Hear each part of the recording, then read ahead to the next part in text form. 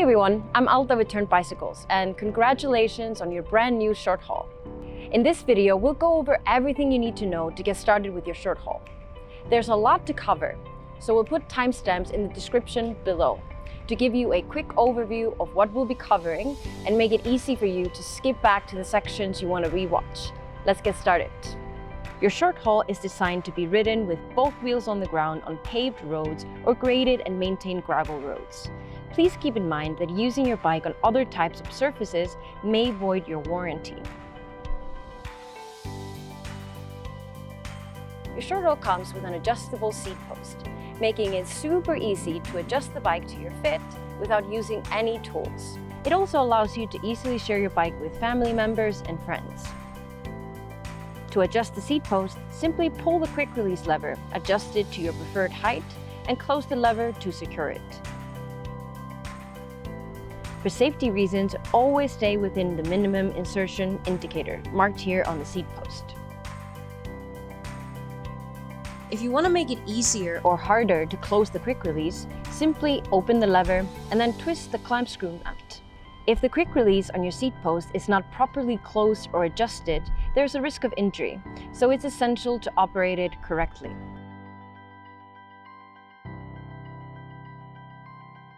The short haul has a shifter that allows you to control the speed and pedaling resistance. This indicator tells you which gear you're in. To change gears, either push the rear-facing shift lever pedal with your thumb to downshift to a lower gear, or pull the forward-facing shift lever pedal with your fingers to shift to a higher gear. Remember to always paddle when shifting, but don't forget to ease up on the paddling to reduce chain wear and prevent skipping on the cassette and chain. We recommend that you downshift to a lower gear before you come to a stop, or ride up a steep hill, and shift to a higher gear as you accelerate or ride downhill. This is especially important when you're carrying heavy loads. Also, remember never to move the shifter while paddling backwards, or to paddle backwards immediately after shifting. This could jam the chain and cause serious damage to your bicycle. Your short haul comes equipped with front and rear hydraulic disc brakes for excellent stopping power. When you're looking at your handlebar from the rider's position, the rear brake lever is on the right, and the front brake lever is on the left. In a few countries, this orientation may be reversed, so we recommend double-checking before your first ride if you're not sure. Please be aware that suddenly pulling the brakes hard can have dangerous results, particularly in wet or slippery conditions.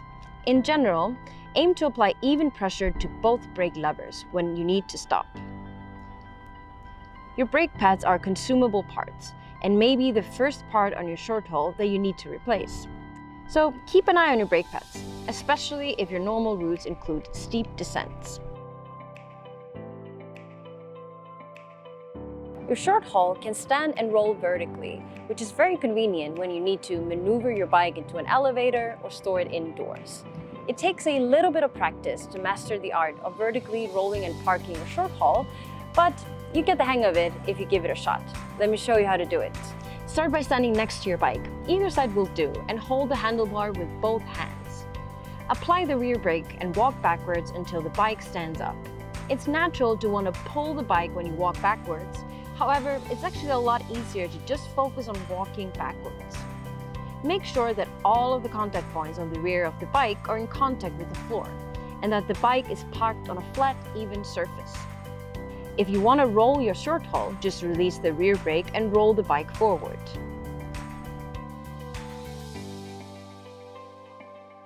There are a few things we recommend checking before every ride, and to make it a little bit easier, we suggest using this mnemonic device, A, B, C, Q, D. A is for air. Use your fingers to squeeze the tires to check the air pressure. They should feel nice and firm, but not too firm. B is for brakes and bar. Check the brakes by squeezing both levers to make sure that the wheels stop.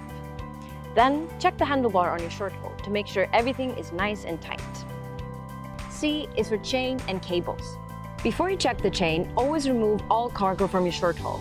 To check if the chain turns freely through the gears, tilt the bike on the kickstand and hold the handlebar to prevent the bike from falling. Then, rotate the paddle forward several times and run through the gears.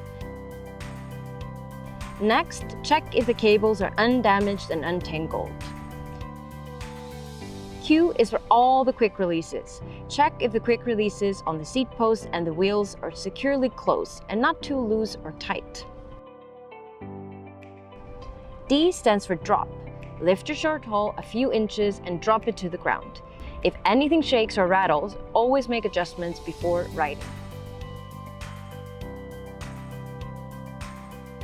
To make sure your bike stays safe and reliable, it's important to perform regular maintenance.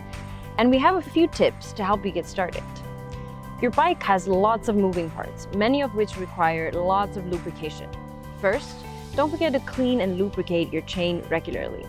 After applying the lubricant, make sure you wipe off all excess lubricant. If you want to learn how to clean and lubricate your chain, check out our basic maintenance video in the description below. Check if your wheels are trued, meaning straight, by spinning them. Check for any abnormal side-to-side motions, and if the disc brake rotor is not rubbing against the brake pads. If you find anything that is worn or damaged, bring your bike to your dealer. There are several parts on your bike that will wear over time, including the chain, brake pads, and tires. If you notice signs of wear, please visit your dealer for a replacement. And last but not least, we recommend bringing your bike back to your dealer for regular service.